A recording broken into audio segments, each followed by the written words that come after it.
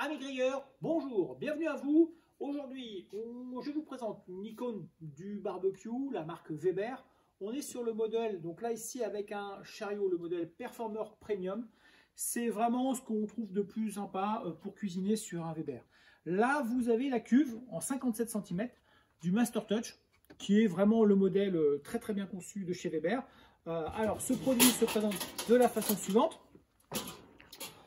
Vous avez tout d'abord une grille, ici, qui est amovible dans son centre. Voilà, je peux enlever cette partie-là. Alors là, dans la place qui est libre, nous, ce qu'on aime bien y ajouter comme accessoire, alors chez Weber, il y a plein d'accessoires qui existent, mais dans les accessoires dits GBS, ce qu'on apprécie particulièrement, c'est le wok que vous avez ici, qu'on peut poser à ce moment-là en position centrale, et là, venir faire ses légumes grillés, les gambas. Vraiment, ça marche super bien. C'est un accessoire qui est très pratique. Si je reviens sur notre grille, et si j'enlève carrément la grille comme ceci, et ben on retrouve l'équipement classique d'un Master Touch, à savoir une petite barquette ici qui va vous servir à récupérer les jus, les graisses de vos cuissons. Et ce qui est très intéressant à utiliser, souvent qu'on sous-utilise dans les accessoires fournis, là, ça c'est vraiment fourni avec le barbecue, ce qu'on appelle des séparateurs à charbon. Ils sont au nombre de 2 comme ceci. Voilà. Et les séparateurs, ils me servent quand je fais de la cuisson dite indirecte à mettre moitié charbon juste ici.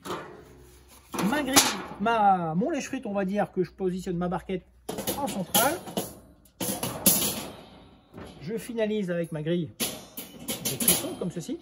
Et là, la cuisson dite indirecte consiste à mettre les aliments uniquement en partie centrale ici, ce qui va permettre que les jus, les graisses ne tombent pas sur le charbon, et donc j'ai pas du tout de remontée de flamme dans ces cas-là. C'est une cuisson qui est très saine, très sécurisante, facile à réaliser. Par contre, pour que ça fonctionne, immanquablement, je referme le couvercle et je gère mon tirage grâce à la sortie ici.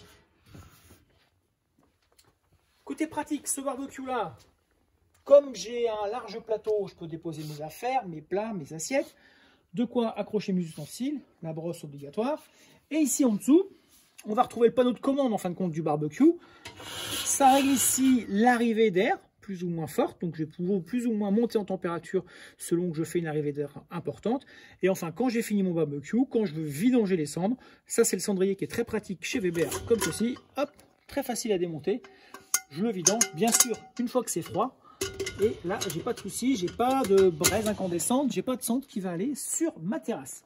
4 belles roulettes, donc je vais pouvoir effectivement déplacer mon chariot et je suis toujours très stable. Hein. Vraiment, ça c'est le côté intéressant de ce produit-là. On est vraiment sur une belle surface, un beau plateau, ça c'est vraiment chouette.